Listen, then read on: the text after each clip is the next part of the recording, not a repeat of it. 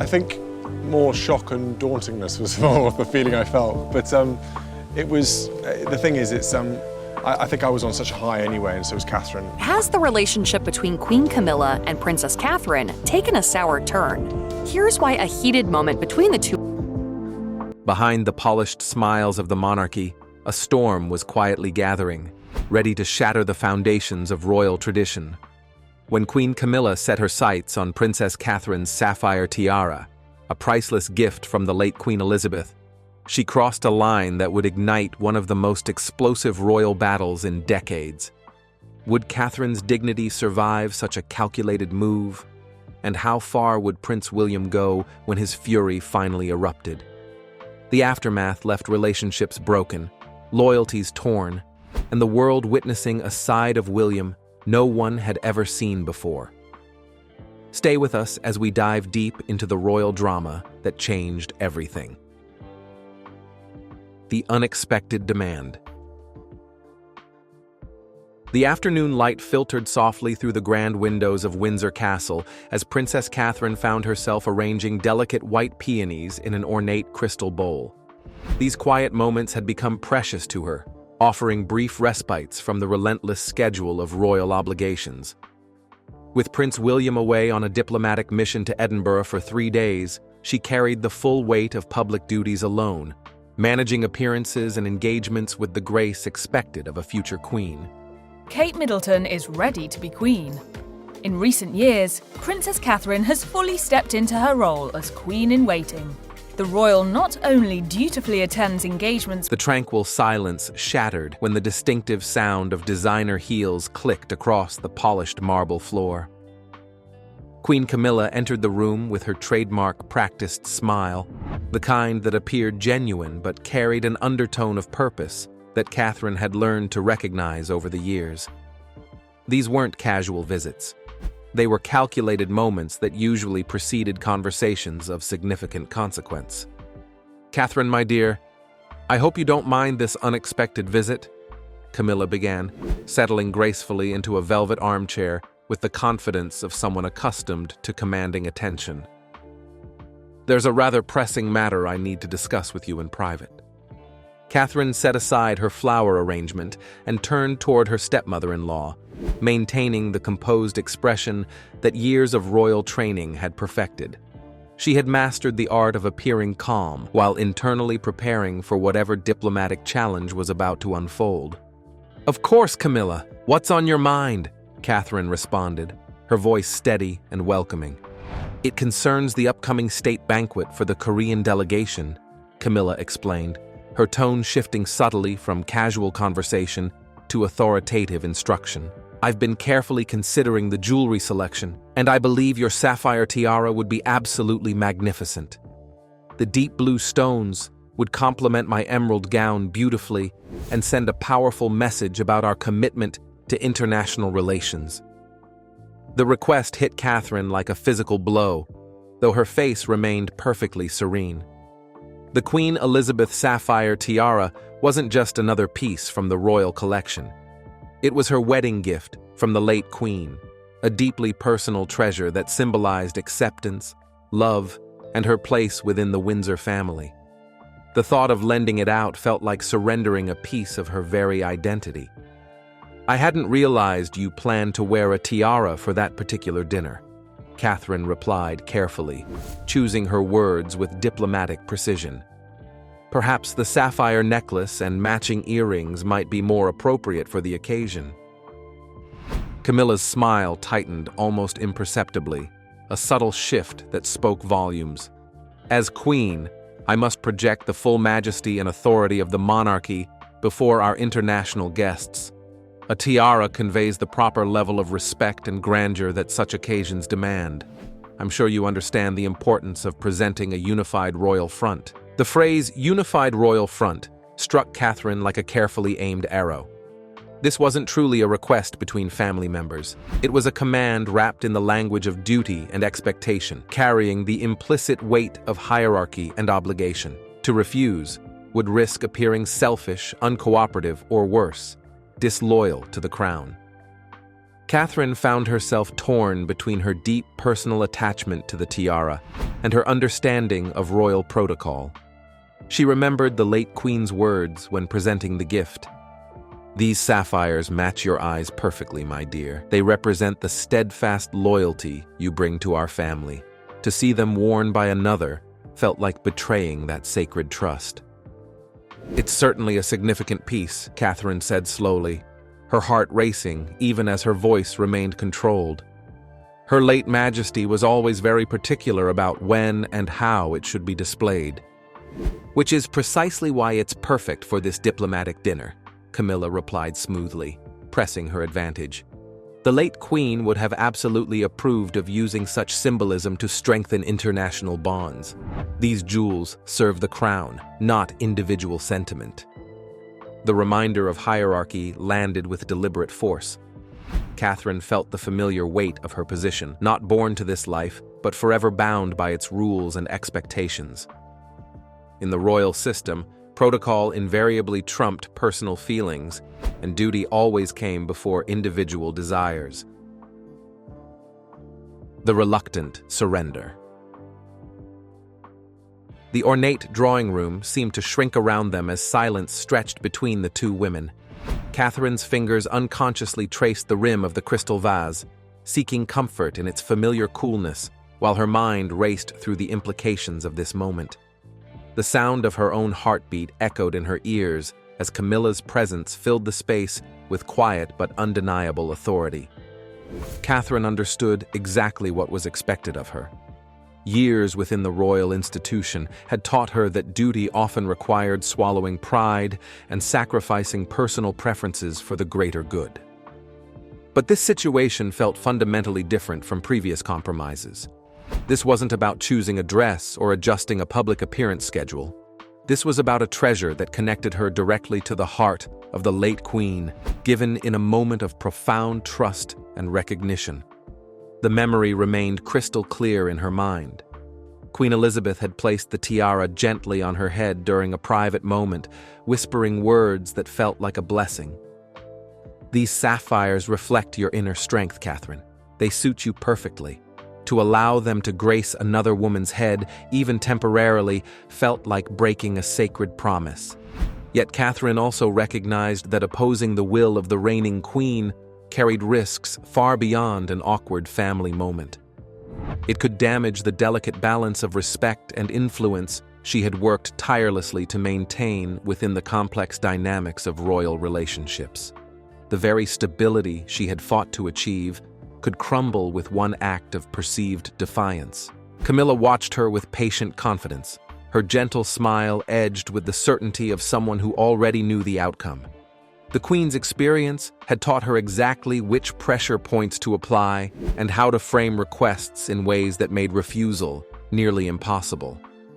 "Catherine, you've always demonstrated such wisdom and grace in these situations," Camilla continued, her voice honeyed with appreciation. "Your cooperation would mean everything to me personally, and more importantly, it would serve the crown magnificently." The invocation of serving the crown left Catherine with virtually no room to maneuver. She drew a steadying breath, fighting to keep her voice from betraying the turmoil inside. "If you truly believe it's necessary, then the tiara will be available for your use during the dinner," Catherine replied, the words feeling like she was signing away a piece of her soul.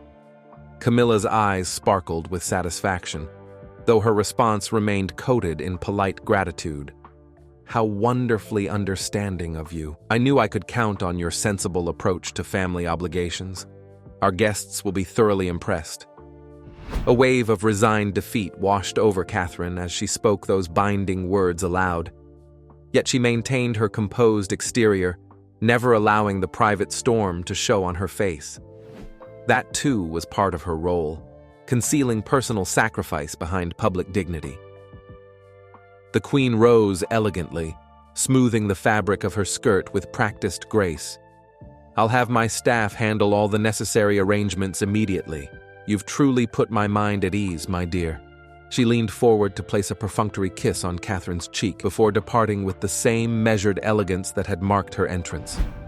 When the door closed with a soft click, Catherine sank into the nearest chair, releasing the breath she hadn't realized she'd been holding.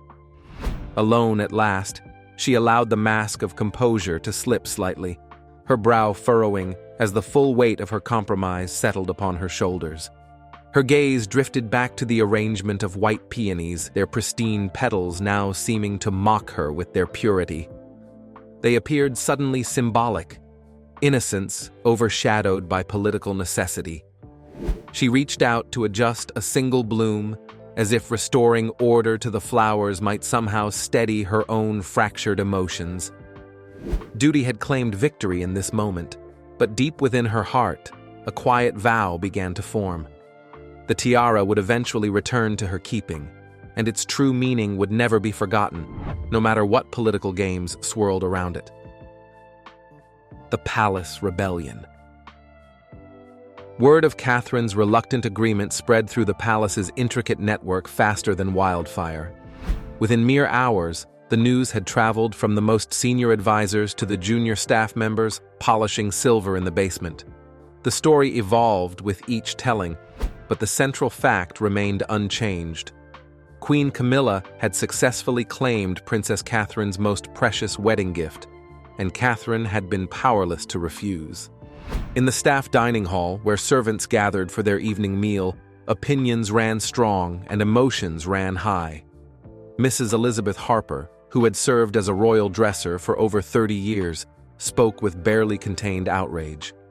"It's completely inappropriate if you want my honest opinion," she declared, setting her teacup down with such force that the delicate china rattled ominously.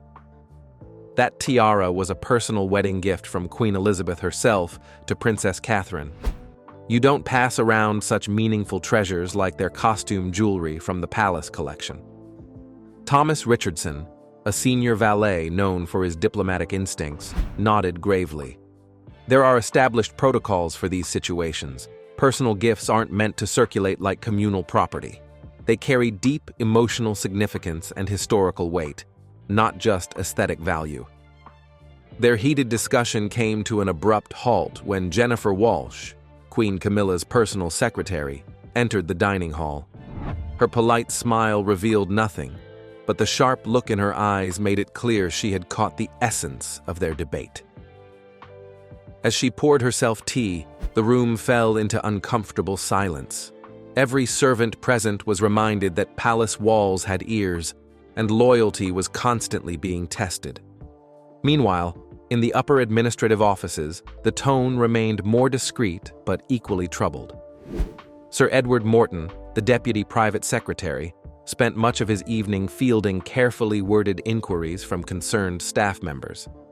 "Is there any precedent for this type of request?" asked Margaret Foster, who oversaw ceremonial planning. "We need absolute clarity before we proceed with any arrangements."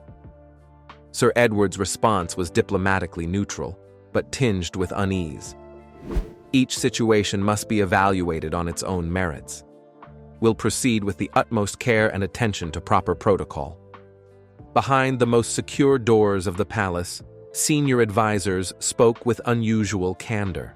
Jonathan Pierce, a veteran courtier with decades of experience, leaned back in his leather chair with obvious concern. "This isn't the first boundary that's been pushed," he observed grimly. "Remember Princess Anne's emerald brooch incident last year? Or the Duchess of Edinburgh's diamond bracelet situation? Each case was presented as family duty or diplomatic necessity, but the pattern is becoming disturbingly clear." Sarah Hamilton, flipping through her private notes with growing alarm, added in a hushed voice, "If no one intervenes soon, the distinction between personal gifts and crown property could disappear entirely. That would serve neither the monarchy's integrity nor its long-term stability."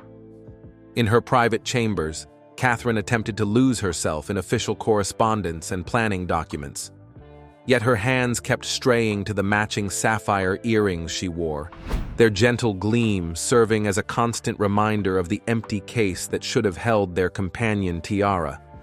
She couldn't shake the image of that velvet-lined box sitting vacant and abandoned. Lady Susan entered quietly, carrying a leather portfolio and wearing an expression of cautious hope. Your Royal Highness, I've reviewed the tiara's insurance documentation and security requirements. If you wish to reconsider your decision, there are certain protocols that might offer you an honorable path forward. Catherine looked up with sudden interest, hope flickering in her tired eyes. What sort of protocols? Security clearance requirements of 48 hours minimum, Susan explained carefully. Special environmental conditions during transport and storage, and most crucially written approval from Prince William for any transfer of personal wedding gifts.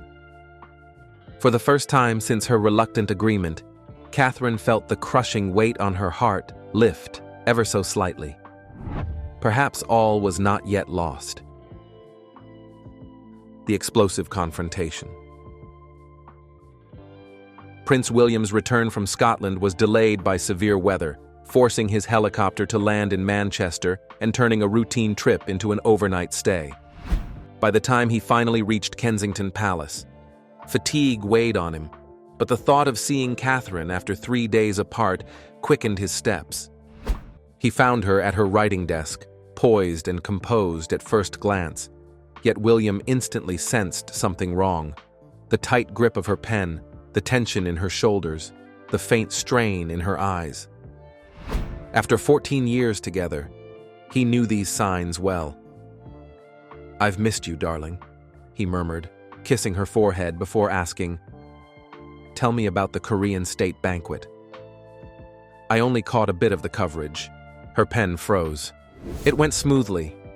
Diplomatic, successful," she replied flatly, avoiding William's searching eyes. William frowned. Catherine always shared such events with vivid detail and heartfelt excitement. "You didn't attend?" "I had other pressing commitments," she said softly, eyes fixed firmly on her papers. "Camilla represented us." The tiara looked absolutely stunning on her. William's chest tightened as the truth struck him. "She wore your sapphire tiara," he whispered. Catherine's composure cracked, her eyes filling with unshed tears. "She requested it." "I couldn't refuse without seeming disloyal." Fury surged within William, protective, fierce, and dangerously close to breaking through his royal restraint.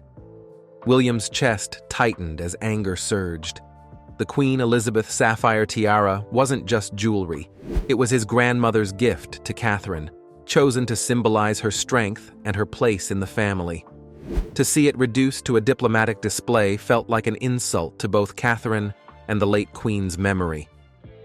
"She manipulated you," William said, voice hard. "Your wedding present, paraded before dignitaries." "She framed it as duty," Catherine whispered. She claimed the late Queen would have wanted the jewels used for state occasions to belong to the crown, not individuals. William's jaw tightened. "That is pure manipulation. Where is it now?" "With Camilla's staff," Catherine admitted. "They mentioned portraits before returning it." The extension of the loan cut even deeper, turning the issue from protocol to a betrayal of trust. 3 days later, William entered Camilla's private sitting room at Clarence House. He had chosen her ground to show he came for a reckoning, not a petty quarrel. Camilla greeted him with polished confidence, but her smile faltered when she saw the fury in his eyes. "William, what a pleasant surprise," Camilla said smoothly. Catherine was so generous with the tiara, it made a magnificent impression. The word generosity lit William's fury. He remained standing, voice firm with the weight of a future king. "We need to discuss your treatment of my wife." What happened with the tiara was unacceptable. "It ends now." Camilla bristled. "I merely borrowed it for a state occasion." Catherine agreed willingly. "She felt she had no choice," William shot back. "You exploited her loyalty." "That tiara was a gift from my grandmother, a symbol of love, not a prop." Their voices clashed, echoing through the ornate room. William listed past intrusions. Camilla dismissed him as emotional. Finally, she snapped, "I am the queen." "My precedence is clear." William's reply was ice. "You are my father's wife, but you will never mistreat mine." The confrontation ended in deadlock, fueling whispers across the palace. King Charles was left to mediate an impossible rift between his heir against his queen, while the tiara's delayed return became a stark emblem of the family's power struggle. The royal family's carefully maintained facade of unity had cracked, and everyone from senior courtiers to junior staff members could sense that something fundamental had changed. The question now was whether the monarchy could weather this internal storm, or whether the sapphire scandal would leave permanent scars on the institution's carefully polished image. Prince William had drawn his line in the sand, making it clear that protecting Catherine's dignity was worth any personal or political cost. The future king had shown he would not compromise when his wife's honor was at stake, even if it meant challenging the queen herself. The reverberations of that brave stand would echo through the palace corridors for years to come, forever changing the balance of power within the House of Windsor. The sapphire tiara scandal had torn away the glittering mask of royal perfection, revealing the raw human emotions and fierce loyalties that beat at the heart of the monarchy. What started as a simple request had become a battle for respect, dignity, and the right to protect those we love most. William's fierce defense of Catherine proved that even in the rarefied world of royalty, some bonds are too precious to sacrifice on the altar of duty and protocol. Behind every crown lies a human story, and this explosive family drama reminded us all that even royals fight for what matters most: love, respect, and the sacred trust between husband and wife. If this incredible story left you wanting more royal secrets and untold dramas, make sure to hit that like button and subscribe for more jaw-dropping revelations from behind palace doors. The crown may be heavy, but the truth is even more powerful.